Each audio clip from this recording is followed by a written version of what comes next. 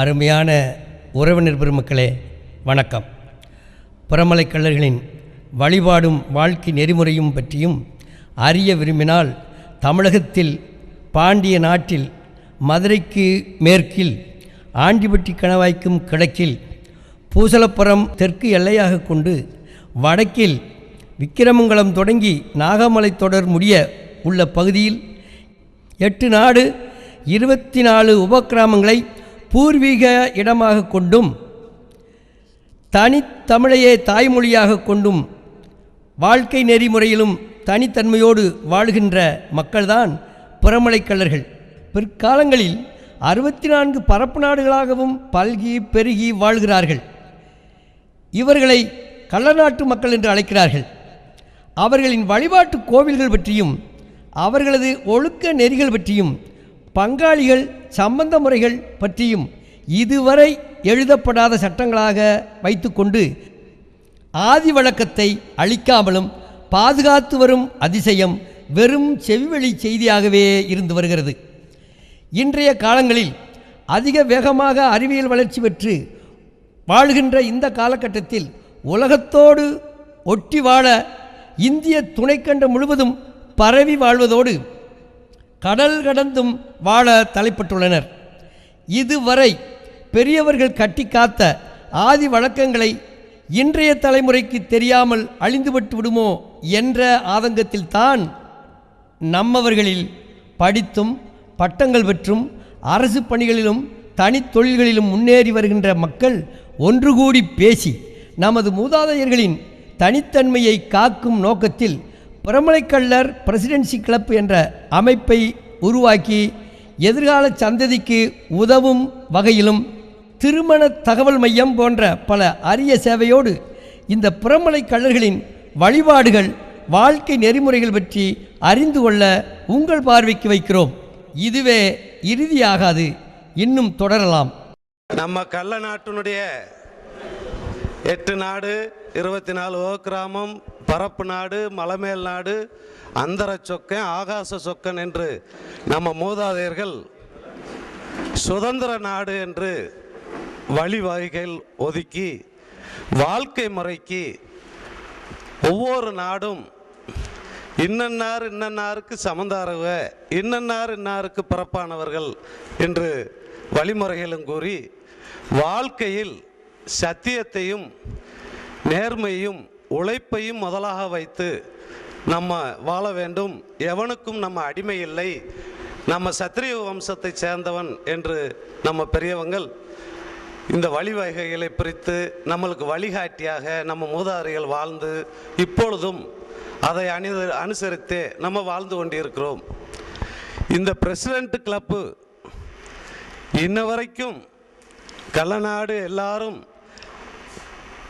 எத்தனையோ கூட்டங்கள் அமைத்திருந்தாலும் இப்பொழுது பிரசிடென்ட் கிளப்பு என்று சொல்லக்கூடிய இந்த அமைப்பு நம்மளெல்லாம் மிளிரும் தன்மையையும் உயர்வுக்கு வழிகாட்டும் நிலையையும் ஏற்படுத்துவதற்கு தயாராக வந்திருப்பது போல் தெரிகின்றது. காட்டுக்குள்ளே ஒரு காலத்தில் காளியம்மா போல வந்தா பேச்சியம்மா. கருமாத்தூர் காட்டுக்குள்ளே ஒரு காலத்தில் காளியம்மா போல வந்தா பேச்சியம்மா. சைவ சமய படையல் வச்சு சர்வ சட்டியில் பொங்க வப்பா, சாமிக்கெல்லாம் பூஜை வப்பா, சங்க எடுத்து ஊதிப்பா. கருமாத்தூர் காட்டுக்குள்ளே ஒரு காலத்தில் காளியம்மா போல வந்தா பேச்சியம்மா. கருமாத்தூர் நாடு மூனுசாமி கோவில். அகில உலகில் வாழும் பிரமலை கள்ளர் சமுதாய மக்கள் கருமாத்தூரில் மூனுசாமி, முப்புரம், மூனாண்டி என்று வணங்கக்கூடிய தெய்வங்கள் பிரம்மா, ருத்ரன், விஷ்ணு என்ற மும்மூர்த்திகளின் அம்சமாகும். பிரம்ம கபாலத்தை விருமாண்டியாகவும் மகா விஷ்ணு பிம்பத்தை ஆங்காள ஐயனாகவும் ருத்ரன் அம்சத்தை தவக்கோலத்தில் உள்ள கடசாரி வாசலாகவும் வைத்து வழிபாடு நடத்துகின்றனர். ஆனால் மும்மூர்த்திகளையும் மொத்த அடக்கமாக வைத்து பிரமலை கள்ளர் வழிபாடு செய்வது கலியுக சிதம்பர ஐயன் என்று வணங்கக்கூடிய கலியுகநாதர் கோவில் என்பதாகும். அது உருவம் இல்லாத வழிபாடு. வெட்டவெளி ரகசியம். வெட்டவெளி ரகசியம் என்பது முக்திக்குரியது. எங்கும் பாவித்திருக்கும் இறைவனோடு இந்த ஜீவாத்மா அந்த பரமாத்மாவோடு கலப்பது என்பது பொருள். சோழ மன்னன் கரிகால் சோழன் சோழ மண்டலத்தில் உள்ள சிதம்பரத்தில் வெட்டவெளி ரகசியத்தை பொற்கூரை வேய்ந்தான். இரண்டாவதாக தெற்கே கருமாத்தூரில் சிதம்பர ரகசியத்தை ராணி சோழ தேவன் வழிபாடு செய்தான். பின்பு கலியுக சிதம்பரநாதன் என்ற திருநாமத்தோடு கருமாத்தூரில் விளங்குகிறது. மூன்றாவதாக சங்கரர் 64 பீடங்கள் அமைத்து வரும் காலங்களில் முதல் பீடமாக காமாட்சி பீடத்தை அமைத்து பின்பு இந்தியாவில் எல்லா இடங்களிலும் பீடம் அமைக்கின்றார். சங்கரர் சிஷ்யர் ராஜகோபால் ஐயர் மொத்தத்தில் மக்கள் ஒரு இடத்தில் வழிபட்ட வெட்டவெளி ரகசியத்தை பஞ்சபூதங்களின் அம்சமாக 5 தளங்களில் கருமாத்தூரில் அமைக்கிறார். அந்த பஞ்சபூதங்களின் அம்சம் என்பது பூமி ஆங்காள ஐயன், வாயு நல்ல குறும்ப ஐயன், நெருப்பு கோட்டை மந்தை, நீர் விருமன், ஆகாயம் காசிநாதன் என்பதாகும். அவ்வாறு அமைந்த பின்பு ஒவ்வொரு வம்சாவழியும் ஒவ்வொரு தளத்தை, அதாவது கோவிலை வணங்கி வருகின்றனர். இன்று அருள்மிகு ஒச்சாண்டம்மன் என்று வழிபடக்கூடிய ஆங்காள ஐயனை மண்ணுலா தேவன் வாரிசுகளான 6 பங்காளிகளும், நல்ல குறும்பனை குறும்பத்தேவர் வாரிசுகளான 4 பங்காளிகளும், ராணி சோழத்தேவன் ராணி சோழச் செட்டி வம்சாவழிகள் காசிநாதனையும், ராணி சோழத்தேவன் இளையதாரத்து வாரிசுகள் விருமனையும், கேசன் பரிசுபுலி என்று சொல்லக்கூடிய விண்ணுலா தேவன் வாரிசு கோட்டை மந்தையை கொத்தாளத்திலும் வைத்து வழிபட்டு வருகின்றனர்.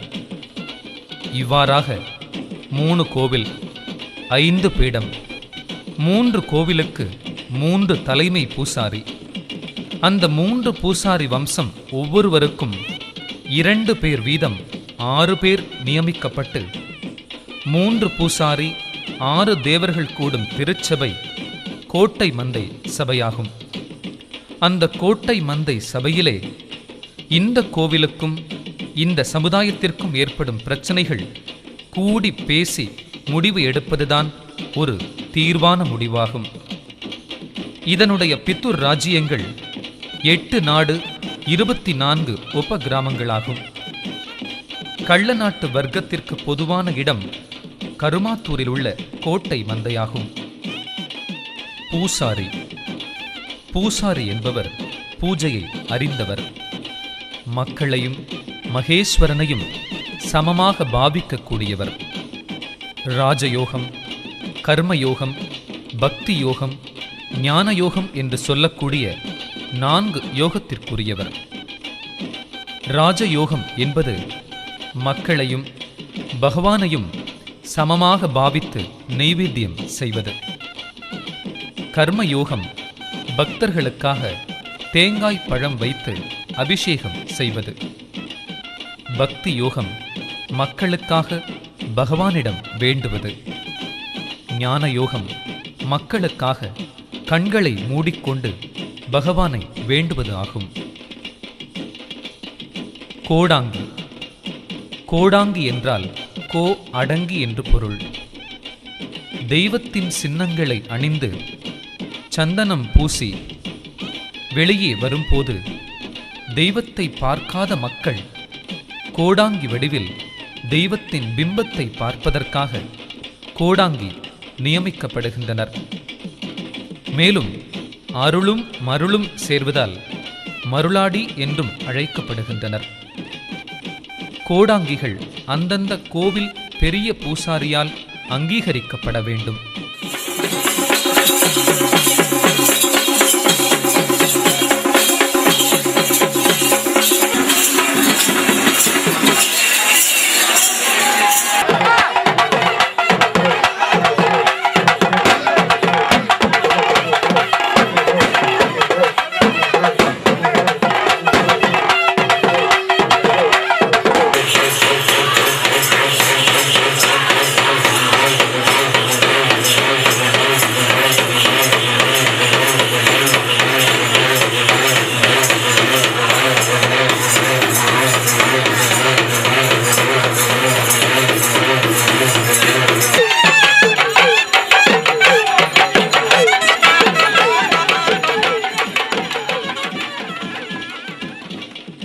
மகா சிவராத்திரி. தேவர்கள் அமிர்தம் உண்பதால் சாகாவரம் பெற்றுள்ளனர். எனவே அசுரர்களும் சாகாவரம் பெற்று வாழ அமிர்தம் உண்ண நினைத்து ஆதிசேஷனை கயிறாகவும் மேருமலையை மத்தாகவும் பயன்படுத்தி வால் பகுதியில் தேவர்களும் தலைப்பகுதியில் அசுரர்களும் இருந்து பார்க்கடலை கடையும் போது பலம் பொருந்திய தேவர்களும் அசுரர்களும் இழுக்கும் இழுவையை தாங்க முடியாமல் ஆதிசேஷன் பார்க்கடலில் விஷத்தை கக்க அசுரர்கள் அழிக்கப்படுகின்றனர். மேலும் கடல் முழுவதும் விஷமாகி நெருப்பாக மாறுகிறது. அப்போது தேவர்கள் இறைவனிடம் முறையிட அந்த விஷத்தை சிவன் விழுங்குகிறார். அதை கண்டத்தோடு நிறுத்துகிறாள் சக்தி. இருப்பினும் சிவன் மயக்க நிலையை அடைகிறார். அவரை மயக்க நிலையிலிருந்து எழுப்புவதுதான் மகா சிவராத்திரி விழா ஆகும்.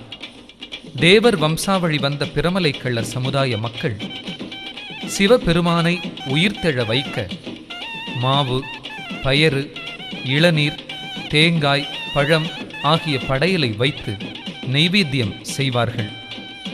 சிவபெருமான் உயிர்த்தெழுவதற்கு அடையாளமாக அதிகாலை 3 மணி முதல் 4 மணிக்குள் பூஜை செய்து கிழக்கு முகமாக கடைசி பிறை தெரியும் போது மருளாடிகள் அந்த படையலை எடுத்து தம் கச்சையில் கட்டிக்கொண்டு பிறையை பார்த்து பிறை கண்டேன் பிறை கண்டேன் என்று சிவபெருமான் ஆடிய ஆனந்த நடனமாடுவர்.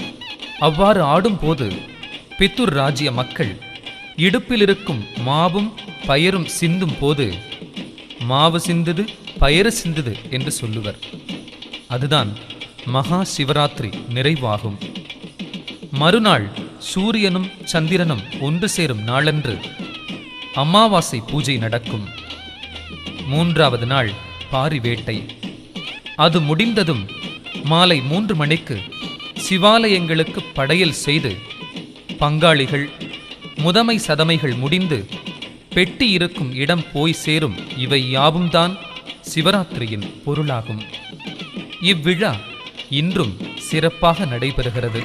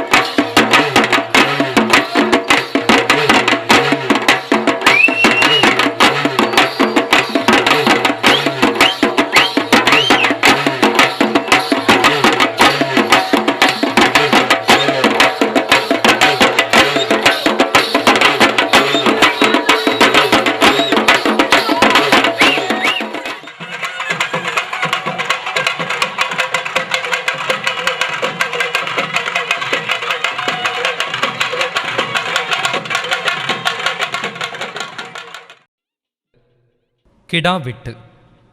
ஆடு மே என்று கத்தும்.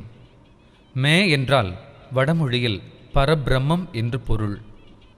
அந்த பிரம்மத்திற்குரிய ஜீவனை என் ஜீவனாக பாவித்து உனக்கு பலியிடுகிறேன், எனக்கு வரம் கொடு என்று இறைவனிடம் வேண்டுவதுதான் கெடாவெட்டு ஆகும். கெடாவெட்டு திருவிழா அந்தந்த குடிகள் செழிப்பாக உள்ள காலத்தில் நடைபெறும். அது சமயம் தன் உடன் பிறந்த சகோதரி, மச்சான், மாமன்களை அழைத்து புத்தாடை எடுத்து கொடுத்து வீட்டிற்கு ஒரு கெடா வெட்டுவார்கள். இது பல ஆண்டுகளுக்கு ஒருமுறை நடைபெறும். இந்த தகவலை கருமாத்தூர் ஒச்சாண்டம்மன் கோவில் பெரிய பூசாரி ஆங்கத்தேவன் தெரிவித்தார். கருமாத்தூர் ஒச்சாண்டம்மன் பெரிய கோவில். மான் வயிற்றில் மானிடராய் பிறந்த ஒச்சாயி உலகநாதனுக்கு வாழ்க்கைப்பட்டு தம்பதி சகிதமாக இயங்கி ஆங்காள ஐயனிடம் வந்து இந்த கோவிலில் தன் பெயர்தான் விளங்க வேண்டும் என்று வரம் கேட்டு பெற்றதால் ஆங்காள ஐயன் கோவில் ஒச்சாண்டம்மன் கோவில் என்று பெயர் பெற்றது. பெண்ணுக்கு வரம் கொடுத்ததால் பொன்னாங்கன் என்றும் பெயர் பெற்றது. பொன்னாங்கன் வாசல், ஆங்காள ஐயன், ஒச்சாண்டம்மன் என 3 பெயர்களும் இந்த கோவிலுக்கே பொருத்தமாகும். இந்த கோவில் கருமாத்தூர் ஒச்சாண்டம்மன் பெரிய கோவிலாக கருதப்படுகின்றது. இதிலிருந்து பிரமலைக்கள்ளர் சமூகத்தினர் தும்மக்குண்டு நாடு உட்பட சுமார் 17 இடங்களில் கோவில் அமைத்துள்ளனர். மண்ணுலாத்தேவன் வாரிசுகளான மதவாணன், சின்ன உடையான், கொள்ளி, ஆண்ட ஒச்சான், புழுத்தான், கற்றாயன் என்ற 6 பங்காளிகள் பெரிய பூசாரிகளாக சுழற்சி முறையில் இருந்து வருகின்றனர். தற்போது ஆங்கத்தேவர் 24 ஆண்டுகளாக பெரிய பூசாரியாக இருக்கிறார். ஆயுட்காலம் வரை இவர் பெரிய பூசாரியாக இருப்பார். இவர் காலத்திற்கு பின்பு மண்ணுலாத்தேவன் வாரிசுகளான 6 பங்காளி வாரிசுகள் கிரம பிரகாரம் கோட்டை மந்தை கோவிலில் வரிசையாக நிறுத்தப்பட்டு மாயாண்டி சுவாமி ஆடுபவர் பாதாளக்கட்டை ஏறி அருளுடன் அவர் கண்ணுக்கு பூசாரி போல் யார் தோன்றுகின்றாரோ அவரை பூசாரியாக நியமிப்பார். பூசாரி நியமிக்கப்பட்ட பின்பு பெரிய பூசாரிக்கு மாயாண்டி சுவாமி சிஷ்யனாகிறார். மாயாண்டி சுவாமியை நியமிப்பவர் பெரிய பூசாரி ஆவார். கருமாத்தூர் ஒச்சாண்டம்மன் கோவில் கும்பிடுபவர்கள் பாப்பாப்பட்டி 10 தேவர் வகையரா, கொக்குளம் ஆறுகரை, வாலாந்தூர், திடியன், பொத்தூர், வேப்பனூத்து கள்ளப்பட்டி ஆகிய நாடுகளுடன் சம்பந்தம் வைத்துக் கொள்வதாக கூறுகின்றனர். மேலும் கருமாத்தூரில் நெடுஞ்சாலையின் தென்புறம் உள்ள கோவில்காரர்களுடன் சம்பந்தம் உள்ளதாகவும் கூறுகின்றனர். தும்மக்குண்டு நாடு, பூசலப்புரம், ஐயனார்குளம் உட்பட கருமாத்தூர் ஒச்சாண்டம்மன் கோவிலில் இருந்து பிரிந்த 17 இடங்களில் உள்ள கோவில் கும்பிடுபவர்கள் பங்காளிகளாவர். கருமாத்தூர் கழுவநாதர் கோவில். கலியுக சிதம்பரேஸ்வரர் என்று அழைக்கப்படும் கழுவநாதர் கோவில் கருமாத்தூர் பூசாரிப்பட்டியில் அமைந்துள்ளது. 3 சாமி கோவில்களில் முதல் ஸ்தலம் கலியுக சிதம்பரேஸ்வரர் கோவிலாகும். 3 வாசலுக்கும் எல்லை பிடித்து கொடுத்தது விருமாண்டி சாமி ஆகையால் 3 வாசலுக்கும் காவல் தெய்வமாக பிரம்ம கபாலம் என்ற விருமாண்டியை வழிபாடு செய்வது வழக்கம். ஆடி மாதம் கடைசி வெள்ளி ஆகாச பூஜை நடைபெறும். அன்று பகல் 12 மணிக்கு விருமாண்டி சாமி ஆலய வாசல் முன்னால் இருக்கும் விருமன் புதைக்கப்பட்ட புதைக்குழியின் மேடை மேல் இருக்கும் பட்டியல் கல் அருகில் 3 கிடாய்களை வரிசையாக வெட்டி கிடாய்களின் தலையை பூமியில் புதைத்து புதை மேட்டில் பூஜை செய்வர். அப்படி பூஜை செய்த பொருட்களை எல்லாம் பூசாரி ஆகாசத்தை நோக்கி மேலே எறிவார். மேலே எறியப்பட்ட பொருள் கீழே விழுவது இல்லை என்பது ஆச்சரியமான உண்மை.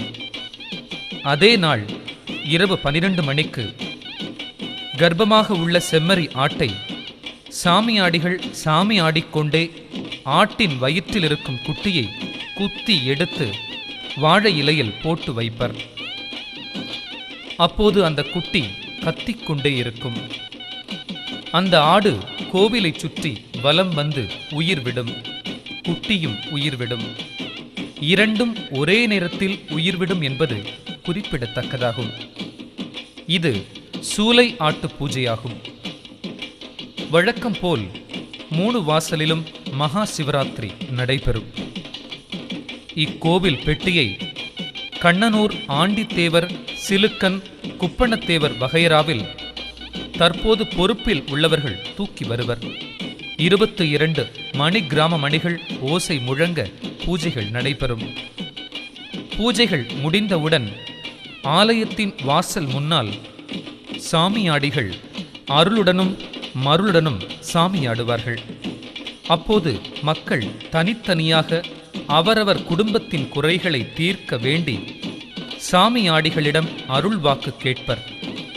அதற்கு சாமியாடிகள் அருளுடனும் மருளுடனும் சாமிகளை வேண்டி, மும்மூர்த்திகள் உன்னையும் உனது குடும்பத்தையும் காப்பாற்றுவார்கள், அதாவது காப்பாற்றித் தருகிறேன் என்று கோ அடங்கி என்று சொல்லக்கூடிய கோடாங்கிகள் அருள் வழங்குவார்கள்.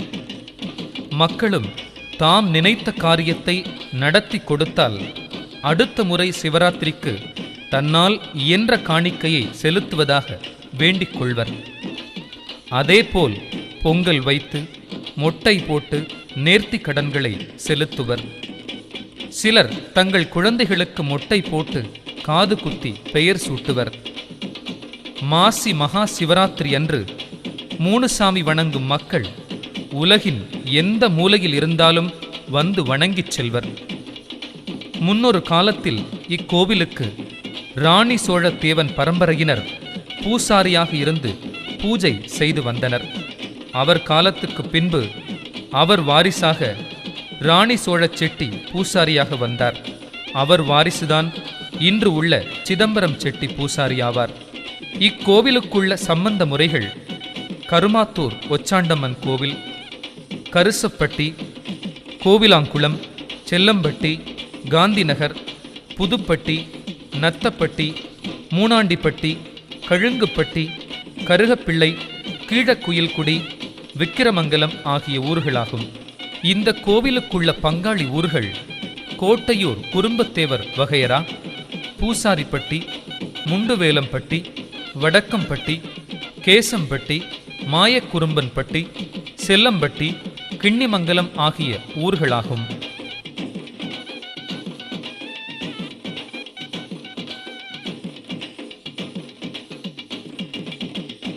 கருமாத்தூர் குறும்புடையார் கோவில் குறும்பத்தேவர் வாரிசுகளான உடையான் குறும்பத்தேவன், ஒய்யான் குறும்பத்தேவன், பேக்காத்தி குறும்பத்தேவன் ஆகிய 3 தேவர் வாரிசுகள் இக்கோவிலுக்குரிய வாரிசுகளாவர். வலங்காங்குளம் அரிகுறும்பத்தேவர், மேனாடு செட்டிக்குளம், கீழ உரப்பனூர், செட்டிக்குளம் ஆகியோர் கருமாத்தூர் குறும்புடையார் கோவிலுக்குரிய சம்பந்த முறைகளாவர். முண்டுவேலம்பட்டி, கழுங்குப்பட்டி, வடக்கம்பட்டி, கேசவன்பட்டி, பூசாரிப்பட்டி ஆகியோர்கள் குறும்புடையார் கோவில் பங்காளிகளாவர்.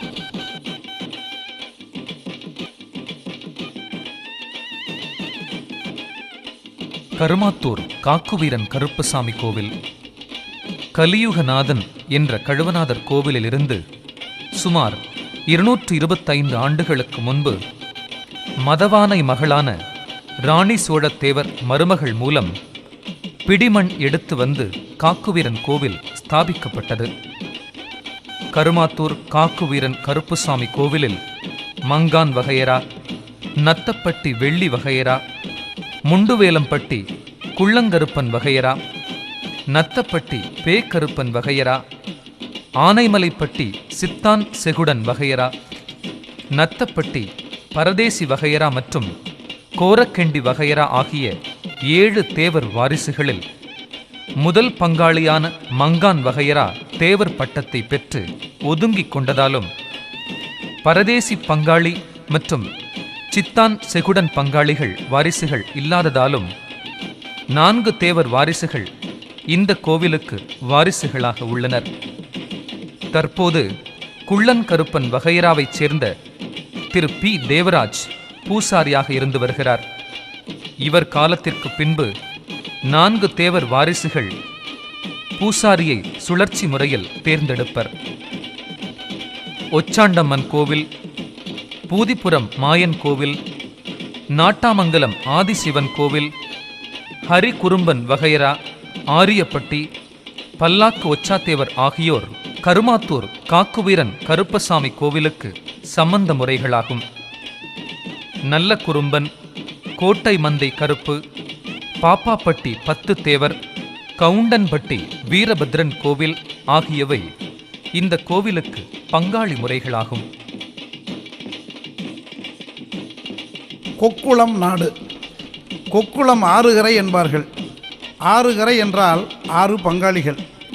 அவர்கள் வெறியன் கூட்டம், கட்டப்பெண்ணத்தேவன் கூட்டம், கருப்பத்தேவன் கூட்டம், சடச்சி கூட்டம், சேத்தூரான் கூட்டம், கன்னி கூட்டம் அல்லது கொச்சி கூட்டம் ஆகியோர் ஆவர்.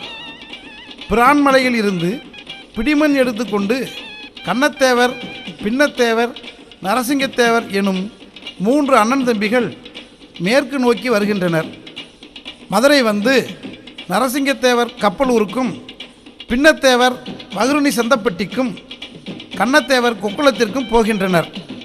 கண்ணத்தேவர் கொக்குளத்திற்கு போனபோது அங்கு தங்க இடம் இல்லாததால் தற்போது உசிலை சாலை கொக்குளம் விளக்கு ரோட்டுக்கு தென்புறம் உள்ள சிவன் கோயிலில் பிடிமண் போட்டுவிட்டு கரடிக்கல் குன்னம்பட்டியில் போய் தங்குகிறார். பிடிமண் போடும்போது அந்த இடம் புதராக இருந்தது. கண்ணத்தேவன் இடமில்லாமல் கஷ்டப்படுவதால் அவரது மூத்த மைத்துனர் சேராப்புலியன் 2வது மைத்துனர் கொங்காப்புலியனை கேட்காமல் பன்னியானிலிருந்து சொரிக்காம்பட்டு மேடு வரை உள்ள இடங்களை கண்ணத்தேவனுக்கு கொடுத்து விடுகிறார். இவ்வாறு கண்ணத்தேவன் வாழ்ந்து வந்த காலத்தில் அவரது மூத்த மனைவிக்கு சிவனம்மாள் என்ற பெண் குழந்தையும், வெறியத்தேவன், கட்டப்பின்னத்தேவன், கருப்பத்தேவன் ஆகிய 3 ஆண் குழந்தைகளும் பிறந்தன. இந்த நிலையில் முதல் மனைவி இறந்து விடுகிறார். பிள்ளைகளுக்கு சொத்து பிரித்தார் கண்ணத்தேவன்.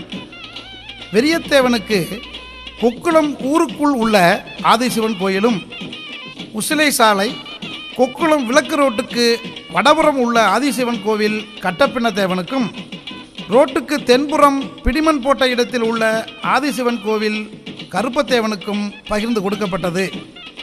அந்த கோவிலை அந்தந்த கூட்டத்தினர் இன்றும் வழிபட்டு வருகின்றனர். பின்னர் சடச்சேமாள் என்ற பெண்ணை திருமணம் முடிக்கிறார் கண்ணத்தேவன். அவர்களுக்கு பிறந்த குழந்தைக்கு கொக்குளம் ஊருக்குள் குப்பம்மாள் கோயில் அமைக்கப்படுகிறது. அவர்கள் தற்போது சடச்சி கூட்டம் என்று அழைக்கப்படுகின்றனர். கண்ணத்தேவன் சேத்தூருக்கு தொழில் முறையாக சென்ற பொழுது அங்கு ஒரு பெண்ணுடன் காதல் கொண்டார். அதன் காரணமாக அந்த பெண் கர்ப்பமடைகிறாள். சேத்தூர் மகாராஜா அந்த பெண்ணிடம், நீ கர்ப்பமடைய காரணமானவர் யார் என்று கேட்டு அறிந்து கண்ணத்தேவனை அழைத்து இருவரையும் சேர்த்து வைக்கிறார். அதனால் அக்கூட்டத்தினர் சேத்தூரான் கூட்டம் என்று பெயர் பெறுகின்றனர். சேத்தூரானுக்கு சிக்கம்பட்டியில் கோவில் அமைக்கப்படுகிறது. அதுதான் இன்றைய பேச்சியம்மன் கோவில் ஆகும். கருமாத்தூர் ஆண்ட்ரொச்சான் வகைராவில் ஒரு அனாதை பெண்ணை கண்ணத்தேவர் மணம் முடித்து அவர்களுக்கு கன்னித்தேவன் என்ற மகன் பிறக்கிறார். அந்த கன்னித்தேவன் மீனாட்சிப்பட்டியில் பேச்சியம்மன் பூசாரி வீட்டில் ஒரு பெண்ணை மணக்கிறார். அவர்களுக்கு ஒரு ஆண் குழந்தை பிறக்கிறது. அந்த குழந்தை சாலையில் விளையாடி கொண்டிருக்கும் பொழுது கேரளாவைச் சேர்ந்த கொச்சி ராஜா தூக்கிச் செல்கிறார். பின்பு 16 வருடங்கள் கழித்து அந்த பையனை கண்டுபிடித்து கூட்டி வருகின்றனர். கன்னித்தேவன் அந்த பையனை தன் மகனாக ஏற்றுக்கொள்ளவில்லை. இந்த நிலையில் பஞ்சாயத்து கூடி திருவேடகநாதர் கோவிலில் நெய் சத்தியம் செய்ய முடிவு செய்யப்பட்டு அந்த பையன் கொதிக்கும் நெய்யில் தன் கையை இடுகிறான். அப்போது அவன் கை ஒன்றும் ஆகவில்லை. தவறை உணர்ந்த கன்னித்தேவன் தன் மகனாக ஏற்றுக்கொள்ள முன்வருகிறார். ஆனால் கன்னித்தேவன் மகன் சந்தேகப்பட்ட தன் தந்தையுடன் சேர்ந்து வாழ மறுத்து தனியாக வாழ்கிறார். கொச்சி ராஜா தூக்கிச் சென்றதால் அவர்கள் வழிவந்த கூட்டம் கொச்சி கூட்டம் என்றும், அவர்களே கன்னித்தேவன் வகையில் வந்த காரணத்தினால் கன்னி கூட்டம் என்றும் 2 பெயரால் அழைக்கப்படுகின்றனர். இவர்கள் கோவில் காமாட்சியம்மன் கோவில் ஆகும். கருமாத்தூர் ஒச்சாண்டம்மன் கோவில், பன்னியான், கீழக்குயில்குடி, கண்ணனூர், கள்ளப்பட்டி, நாட்டாமங்கலம் ஆகிய ஊர்கள் கொக்குளம் ஆறுகரைக்கு சம்பந்த முறை ஊர்களாகும். பாப்பாவட்டி 10 தேவர், வாலாந்தூர் 4 தேவர் வகையரா, ஆரியப்பட்டி ஆகிய ஊர்கள் கொக்குளம் ஆறுகரைக்கு பங்காளிகள் ஆவர். மகா சிவராத்திரி விழா பெட்டி எடுத்தலுடன் மிகச் சிறப்பாக நடைபெறும்.